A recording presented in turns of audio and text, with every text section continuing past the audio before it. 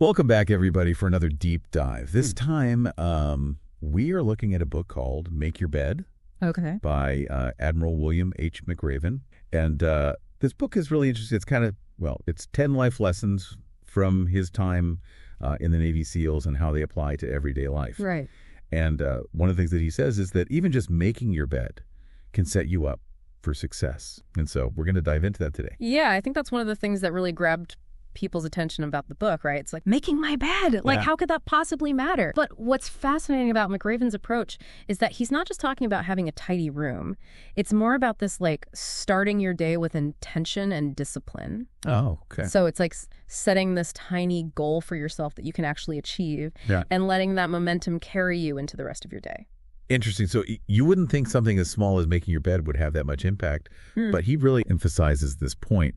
And he even has this quote, "If you want to change the world, start by making your bed." Yeah, exactly. And, you know, there's actually some psychological backing to this. Oh, really? Yeah, it's called the small wins effect.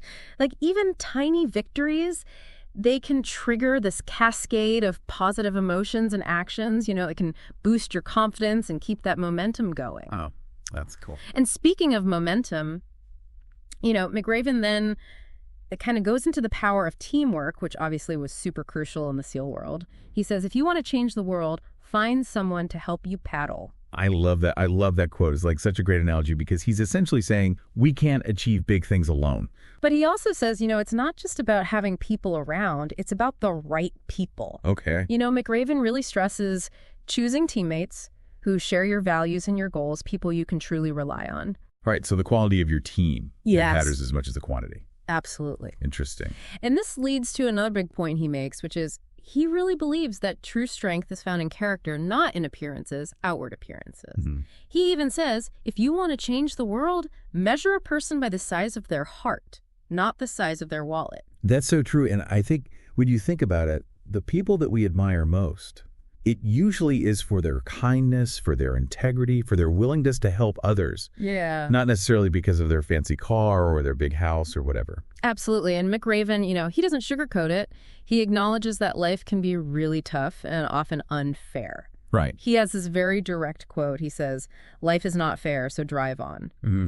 So it's this reminder that setbacks are inevitable, but it's not about dwelling on them. Right. It's about developing that resilience, that ability to adapt and learn from the experience and keep moving forward. It really makes you wonder what's something that maybe you faced that felt unfair at the time. Yeah. But looking back, it actually helped you grow. Because I think what he's getting at is that sometimes even those seemingly negative experiences teach us valuable lessons and make us stronger, right? Absolutely. And to kind of make that point even more clear, he actually uses personal examples from his own training, times when he faced setbacks and failures. And so it kind of humanizes him a little bit and makes his message more relatable. And, you know, he doesn't see failure as like the opposite of success, but almost like a stepping stone towards it. Okay. He actually encourages us to embrace failure and learn from our mistakes. Wow. So it's almost like instead of letting it paralyze us, right, he's saying we should extract valuable insights from it and use those to improve our decision making and become more resilient. Exactly. Yeah. And he even has this quote, you must be willing to dare, to fail, to get hurt, to pick yourself up and try again.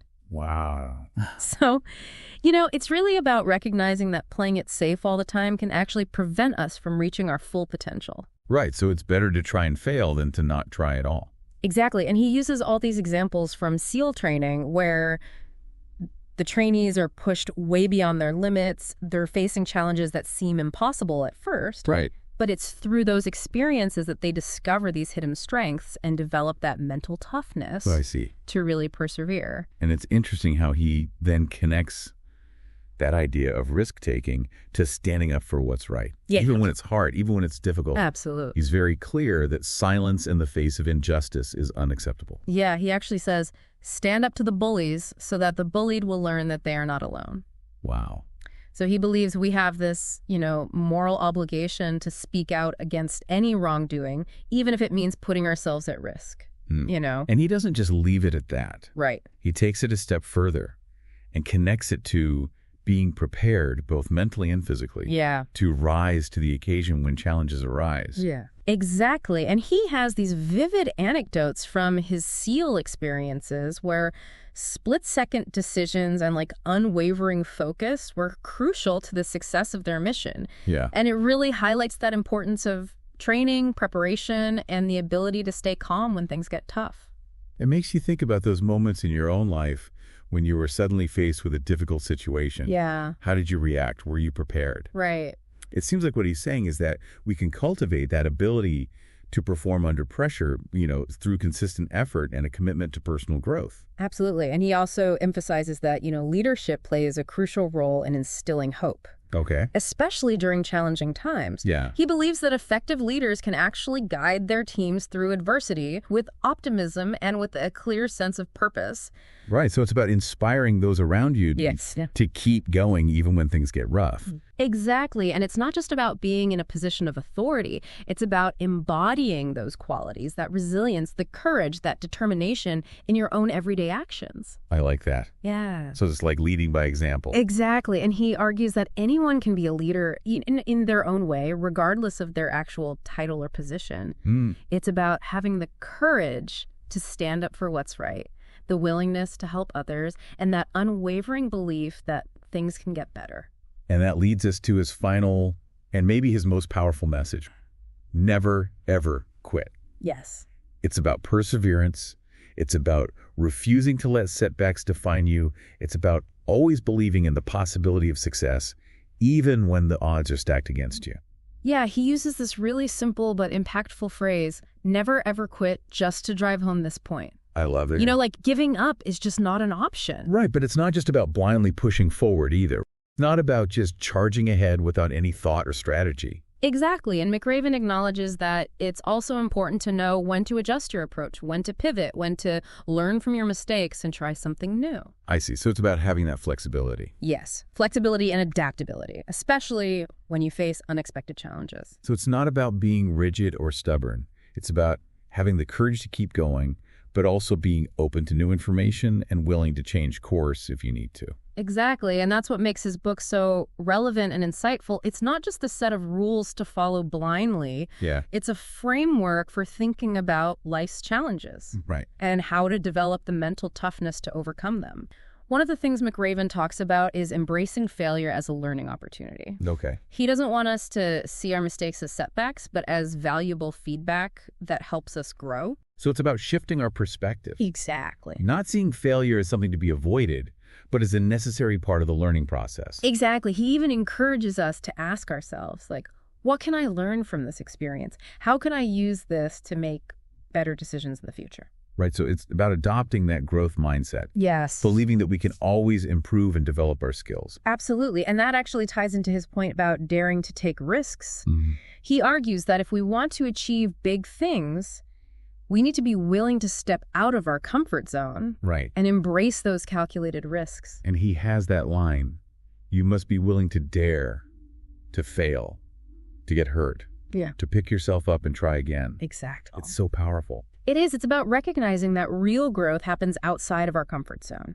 And it can be scary, right, to step outside of that comfort zone. Of course. And he encourages us to ask ourselves, what's one risk I've been considering taking? What's holding me back? Right. So identify those areas where maybe fear is preventing you from pursuing your goals. And then find a way to kind of push past those limitations. Exactly. And, he links this to his lesson about standing up to the bullies.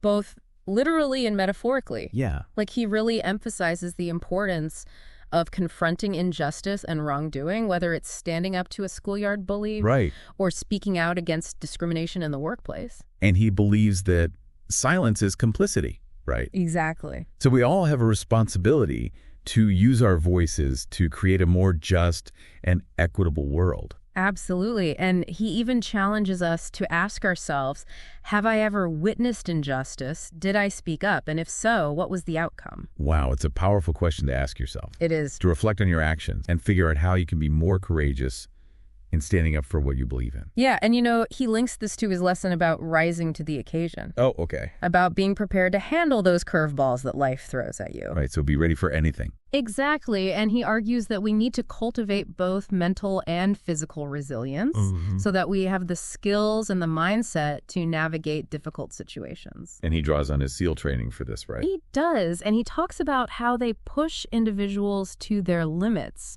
to develop the capacity to perform under pressure. I see. And he wants us to think about how we can build resilience in our own lives, whether it's through physical exercise or mindfulness practices, or even seeking out those challenging experiences that push us to grow. Right. So it's recognizing that we all have that capacity to develop inner strength. Absolutely. And that we can train ourselves to handle difficult situations more effectively. Exactly. And then he links this to his emphasis on the power of hope, both in our own lives and in the lives of others. Right. So not just hoping for yourself, but hoping for others as well. Exactly. Right.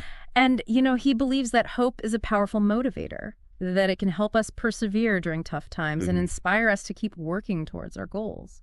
So it's like that light at the end of the tunnel. Exactly. And he argues that we can cultivate hope not only for ourselves, but for those around us as well.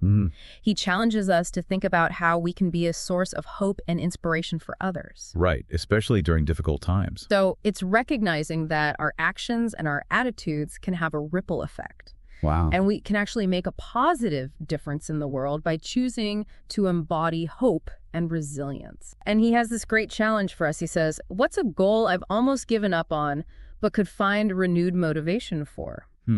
So dig deep and find that motivation. Exactly. It's about tapping into that inner wellspring of determination, that refusal to be defeated. Yeah. That can help us overcome any obstacle. It's powerful stuff. It is. And he reminds us that we all have that capacity within us. We all have the potential to achieve great things if we're just willing to put in the effort and never give up on ourselves. And it's amazing how McRaven uses all of his experience as a SEAL to show how powerful these ideas are. Yeah. And it's really remarkable that even though his stories are from the military, you can apply the lessons to any part of life. It doesn't matter if you're a student or an entrepreneur or even a stay-at-home parent. Right. If you're facing challenges, these ideas can help you get through them. And he doesn't pretend that everything is easy. Right. He knows that life can be unfair and that everyone runs into setbacks and failures. Yeah. But what he says is so empowering. Yeah. He believes that everyone is strong enough to get through tough times and come out stronger on the other side. His book is really a call to action. He's inviting everyone to step up and become the best version of themselves. And it's not just about growing as a person. Right. It's about making the world a better place. Yeah. McRaven wants us to stand up for what's right. Be there for other people, and use our talents to make a difference. So if anyone out there is looking for inspiration or practical advice on how to be more resilient, or even just a reminder that you can make a difference, I definitely recommend Make Your Bed. It's a book full of wisdom and useful tips that can help you handle anything life throws at you. Well, thanks for joining us for this deep dive into Admiral McRaven's work. Thanks for listening, everyone. I hope you found it helpful and inspiring.